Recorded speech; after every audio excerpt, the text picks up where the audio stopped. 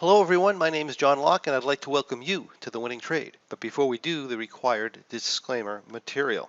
We would like to let you know that this presentation is for educational purposes only. We're not broker-dealers or financial advisors and we're not making any specific trade recommendations. Also, please be aware that your risk in trading options is substantial and please make sure you are aware of all your risks prior to placing any trades. Also note that we will be using hypothetical computer simulated trades in the presentation. They are believed to be as accurately represented as possible, but keep in mind live results can vary from simulated results for many different reasons.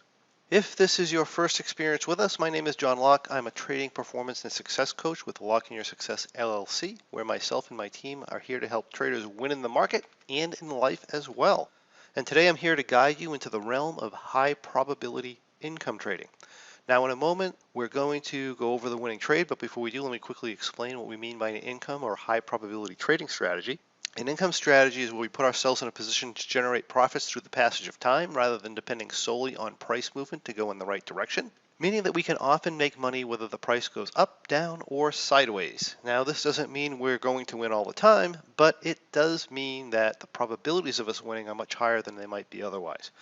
Now, when you find yourself wanting more information as you're following along, simply contact us at lockeinyoursuccess.com or ask a question in the comments on this video, and we can direct you to where you can find more information. The winning trade we're looking at today is called an M3.4u. This is one of our many broken wing butterfly style strategies that we regularly trade on the Russell 2000. This is a fairly simple income strategy that's easy to manage and can be traded with as little as $2,500 per trade.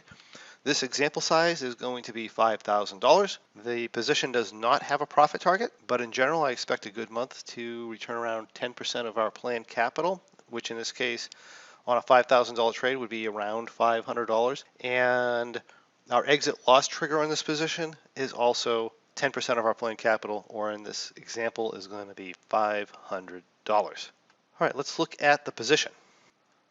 All right, so this is what an entry looks like. We enter the position 56 days to expiration, and for our November 15th, 2019 expiration, that puts us at an entry of Friday, September 20th, 2019.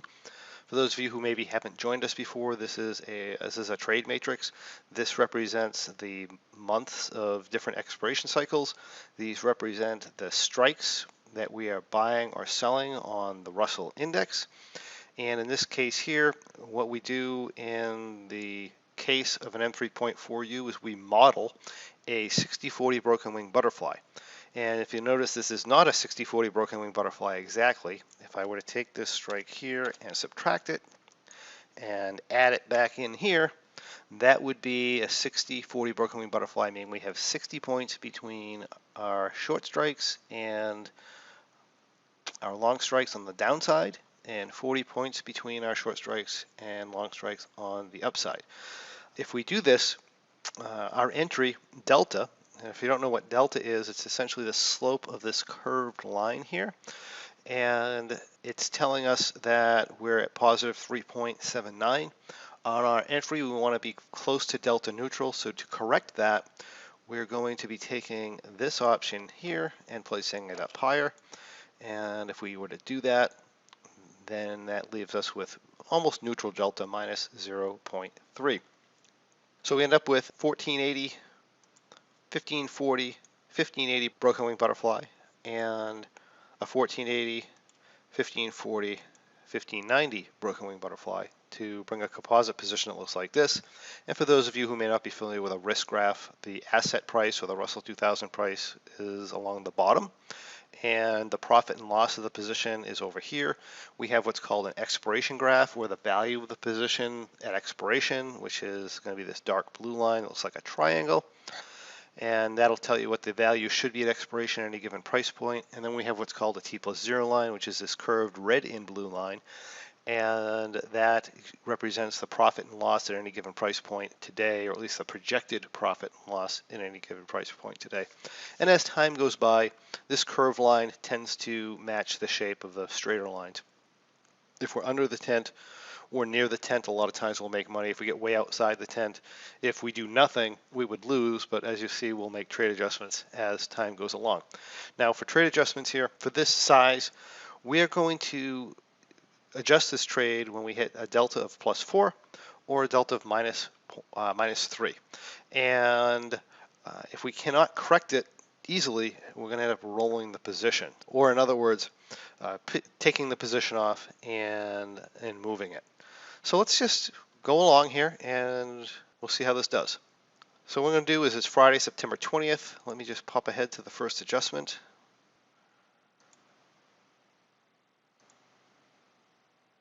So here we are, Friday, September 27th, and we're sitting here at positive 5 delta. Our maximum is positive 4. So what we're going to do to correct this delta is we're actually going to widen this upper wing, and that's going to give us more negative delta. So I'm going to take this off here. I'm going to move this up here and then see what our resulting delta is. In this case, it went from positive 5 to positive 1. That is acceptable. So let's do that. And this is going to be our new resulting position. So it's Friday, September 27th. If we go to our next adjustment, that's going to be on October 1st. So on October 1st, the market continued to drop. So if we look at our price chart here, we entered up here somewhere, and we've had quite a drop in the marketplace. So at this point, we are at positive 9, which is more than twice what our maximum is. And the good thing about this strategy is we're not going to touch it during the day. We're just going to have a once-a-day adjustment point, and it can go over quite a bit, as you can see, and it's really not that big a deal. So here we are, like I said, at positive 9. And what we're going to do is we're going to take this upper wing, we're going to try and widen it again and see what happens. So if we widen out to a symmetrical butterfly, it brings us to positive 3.7 in our delta. And this is looking good. Now, once we get to this position, the symmetrical butterfly position, we no longer make downside adjustments with this upper wing anymore. If we have another downside adjustment, we're going to take the position off and we're going to move it. And I do think that actually happens here. So it's October 1st. Oh, that didn't take long. October 2nd, we get a continued down move. We're plus 6 delta. We're already a symmetrical butterfly. So what we're going to do is we're going to roll this back. In other words, we're going to just sell the butterfly off, and we're going to reposition back here at, well, we're at 1480. We'll reposition back at 1480. And then we're going to kind of flatten our delta out a little bit. So you can see the position, we took it off, and we came back down here. And we did flatten our delta down a little bit. This time we're maintaining a little bit positive delta. I will generally do that when we're getting pushed to the downside because normally the market bounces. Not all the time, but normally. So a lot of times we will definitely stay in trade range, but we'll stay a little bit toward the positive side. And that's what we did here. We rolled back, maintained a little bit of positive delta. So it's October 2nd. Basically nothing happens here until October 11th. So what's that, about nine days?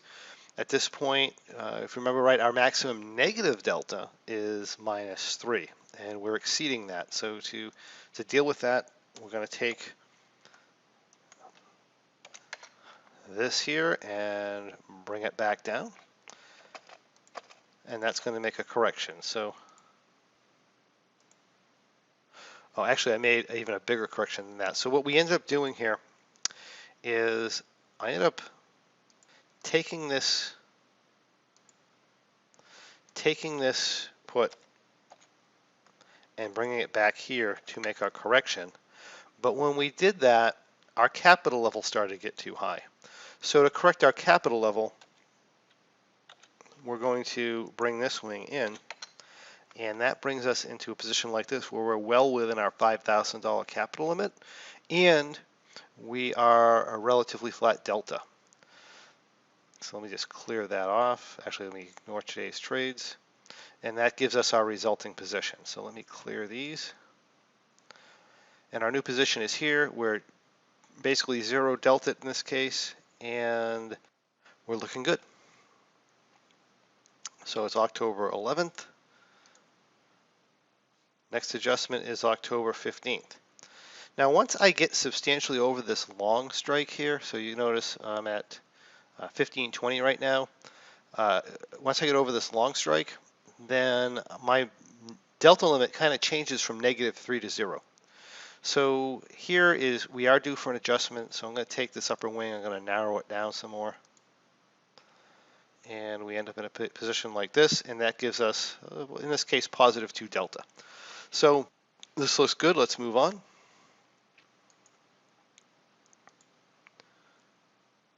We go a few more days, and again, we're starting to push just maybe a little bit negative delta here. So I come in and I make an adjustment, and I do kind of the same thing where I'm going to move this down.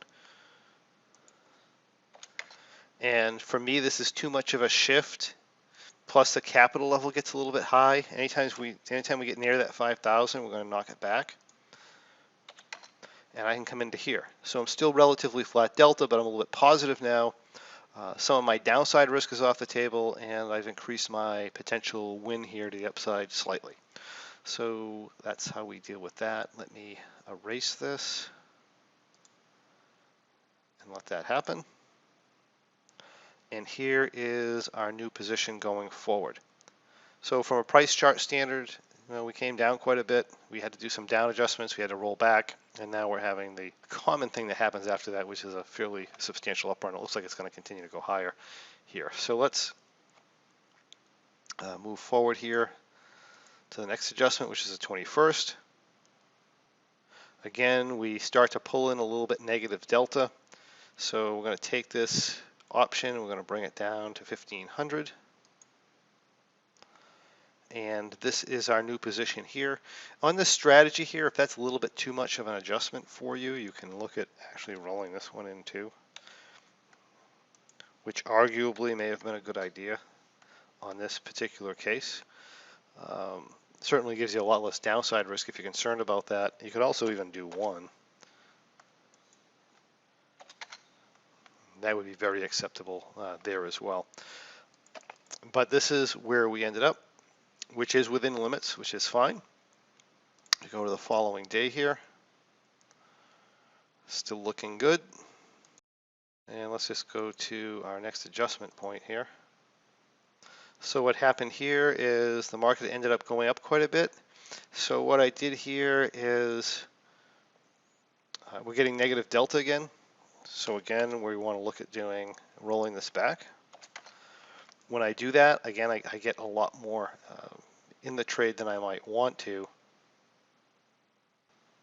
So what I end up doing is also bringing this higher. Something like that. So let's let that happen. And now I have pretty much just slightly positive delta, but here is our new position. If I go to the next day, again, I'm pushing in a little bit more negative delta, and this is the final adjustment. This does have an adjustment limit. This is as far as we go to the upside. That's maximally adjusted. Let's let that happen. And from there, we got a bit of a down move. And let's just go to the end here. This is going to be our exit day. So we can bring this all the way to expiration, and we would actually expire this. We'd let this go. We wouldn't trade out of it. But in the software, we have to trade out of it. So we would trade out of this here at a profit of about $381. Or let's see, in this case, that's going to be somewhere in the 8% range, which is pretty much what we tend to expect on these when things go fairly well, which they did here. And that was the M3.4u trading strategy, this episode's winning trade. If you like what you see, I encourage you to join us and discover how you too can follow along with this and many other great trading strategies as they unfold during our weekly Options Trading for Income webinars.